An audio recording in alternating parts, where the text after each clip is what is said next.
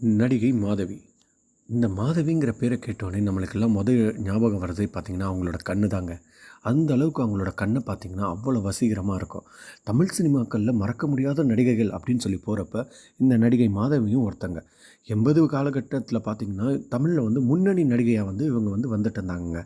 அதுவும் பல வெற்றி படங்களை கொடுத்துருந்தாங்க. நடிகர் ரஜினி, கமல் போன்ற பல பெரிய ஸ்டாருங்களுக்கு கூட தான் இவங்க வந்து நடிச்சிருக்காங்க. ஆனால் திருமணத்திற்கு பின் வந்து திரையுலகிலிருந்து விலகி அவங்க குடும்பம், குழந்தைகள் என்று வாழ்ந்துட்டுருக்காங்க. அவங்களுக்கு மொத்தம் பார்த்திங்கன்னா 3 வந்து மகள்கள் வந்து இருக்காங்க.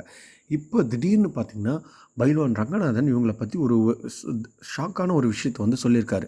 அதாவது அவர் என்ன சொல்லியிருக்காருன்னா, சாமியாரோட பேச்சை கேட்டு தான் இவங்க வந்து கல்யாணமே பண்ணிக்கிட்டாங்க அப்படின்னு சொல்லியிருக்காங்க. அதோட என்னன்னு சொல்லி வாங்க இந்த வீடியோவில் பார்க்கலாம். ஆன்மீகத்தில் வந்து மாதவிக்கு வந்து பார்த்திங்கன்னா மிகுந்த ஈடுபாடு வந்து இருந்தது. அப்படி ஈடுபாடு இருக்கும்போது அவங்க வந்து கல்யாணமே பண்ணிக்க மாட்டேன் அப்படிங்கிற ஒரு கொள்கையில் வந்து